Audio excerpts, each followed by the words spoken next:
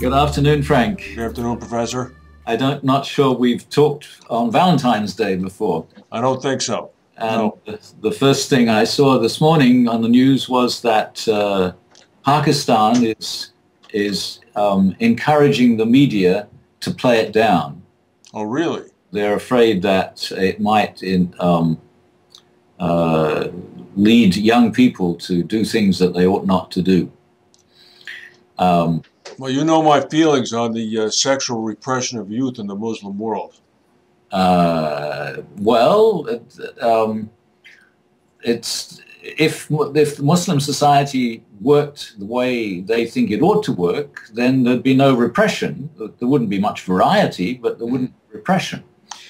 Well, the problem with that is that the society either has to be 100% universal throughout anybody with whom they have contact in the world, or they have to be very strictly cordoned off from anybody who doesn't follow those rules.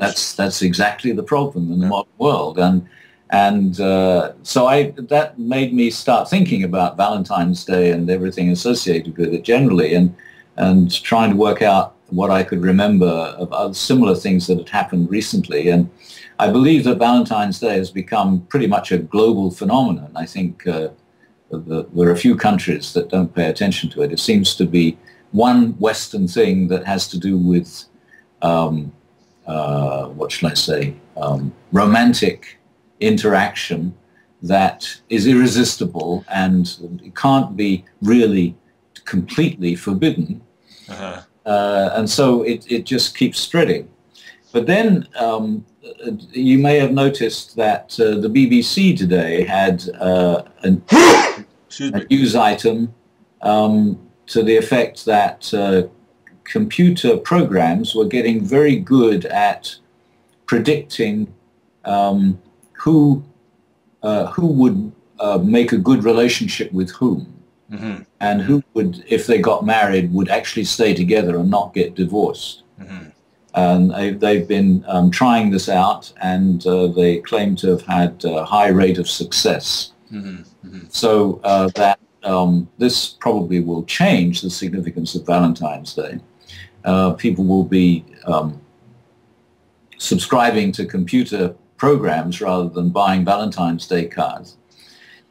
Well, it's interesting that you mentioned that because I believe on Tuesday there was an article in either the Times or the Wall Street Journal about the head of development and algorithms at eHarmony.com, who spoke at a conference of, I think, the American Psychological Association in New Orleans, in which he was defending the 108 question questionnaire that eHarmony subscribers have to take in order for them to better match with other eHarmony subscribers. And this fellow was very proud going through the methodology and everything, and I suppose there's a little bit of a colloquium that goes on back and forth, and he was sort of savagely attacked by a number of his, I guess, alleged peers about how inadequate the model was and what it didn't take into account for, et cetera, et cetera, et cetera. So, again, I suppose if it works, it works. I don't know. Well, I think the problem is that anything that works today may not work tomorrow because the social situation is changing so fast. And this is all happening. I think we may have mentioned before this new bestseller called Going Solo. Yes. And the fact that it's very successful because so it means so much to so many people. So many people are aware of this phenomenon that more and more people are living on their own. Mm-hmm. And so to have a book that's well written and interesting to read that talks about it in a positive way is very attractive, and so a lot of people are buying the book and probably even reading it. But then there was in The Guardian yesterday, there was an article about possibly we're about to see the end of coupledom, i.e. we don't need to live in couples anymore because as Going Solo provides some data for it, just because people do get married doesn't mean to say they live together. In fact, I have a friend of my own here who is married with a child, but they live in separate apartments. Mm-hmm. Mm-hmm. I mean, everything we used to think about, the way life is organized in terms of relationships, is changing. And the core always was, in the Western world, was marriage, mm-hmm. and affinal relationships. Mm-hmm. And of course, in other parts of the world, it was more descent relationships. Mm-hmm. But nevertheless, all of these things are breaking down. But the problem is that they're breaking down at different rates in different parts of the world. So the ideas are all spreading, but what fits in a particular place is very different from the neighboring places. Mm-hmm. And so what we're watching now is this continuous struggle between the attraction of ideas and the suitability of the social conditions.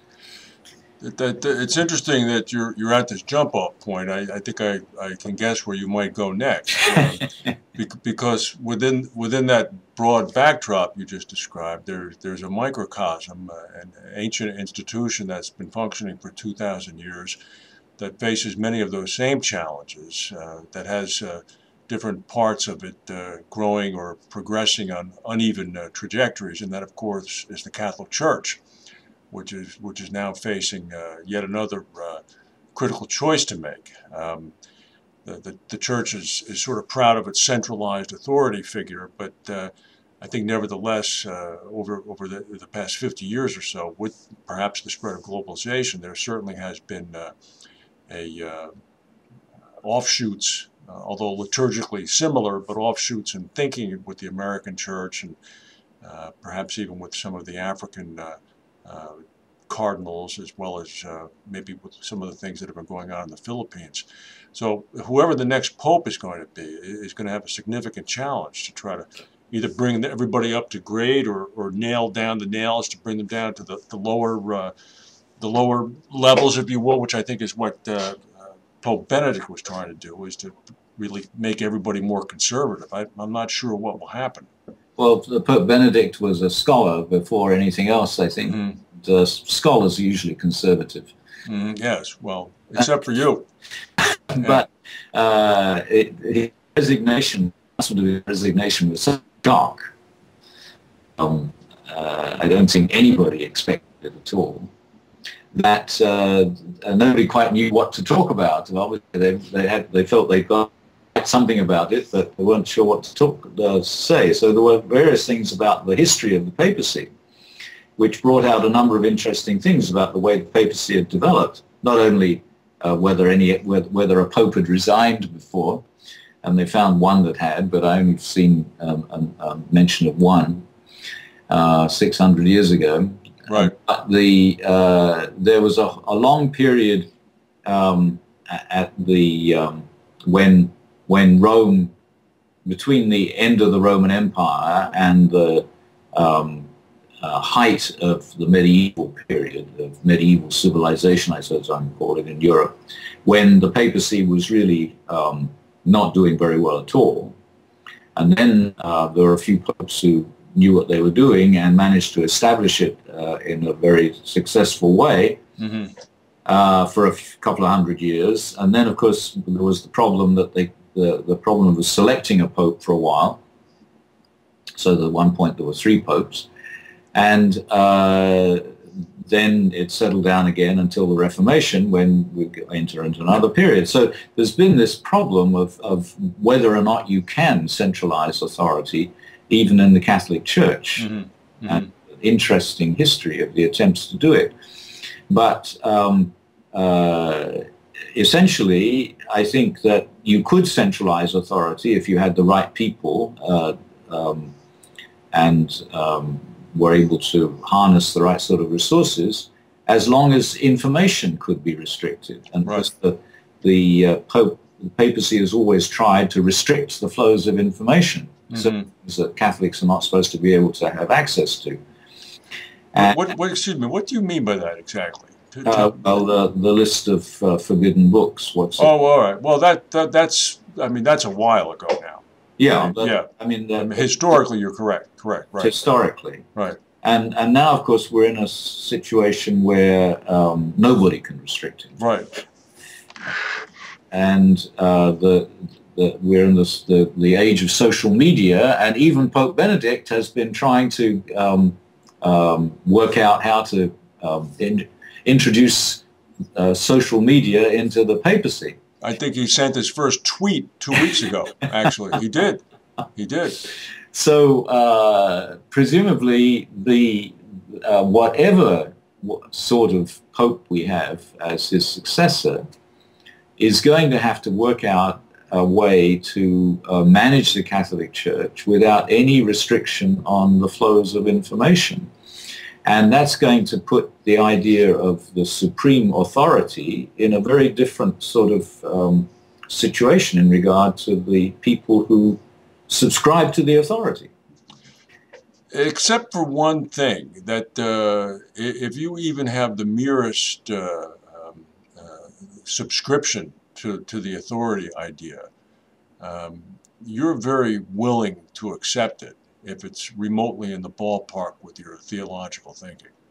I mean, Catholics are very oriented that way toward that the Bishop of Rome kind of figure of the church leader. So it's always dissatisfaction, and I think to some extent a lot of it was masked by John Paul II's personal charisma over the length of his reign, albeit the fact that he was very conservative, and a lot of people were grumbling about it, especially in the American Catholic Church. But he was such a strong figure that people tended to overlook it. But now with Benedict, he's a little bit more of a mild figure. And I think this next pope is really going to have to pay attention to the advancing Western countries. I mean, Catholicism is virtually extinct in parts of Europe now, in France and other countries over there, where previously that had been quite a strong surge. Well, obviously, the most important thing for the new pope is charisma. Mm-hmm. And it's very important for any leader, anybody who finds themselves in a position of a power center these days. And just what sort of charismatic capabilities the new Pope has will determine a lot of what happens next. But there's so much disagreement in the Catholic Church as a whole that it's going to take a lot of charisma to hold it together. But I think that charisma is beginning to take on a new type of significance in the modern world. I think that one could rate States of the Union speeches in terms of their charismatic appeal much more usefully than in terms of what is actually said. Oh, you could write the script. You're exactly right. I mean, but you're right. For example, the speech the other evening was a very charismatic appeal. Yeah. But aside from the gun control issue, which you could have predicted he was going to say, there was really not anything new there. Mm-hmm. So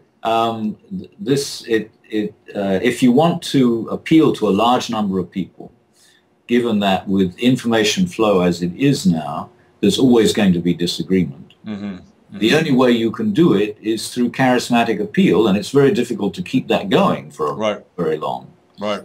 And it seems to me that to make sure we don't lose the way we started out, this does have to do with Valentine's Day. Oh.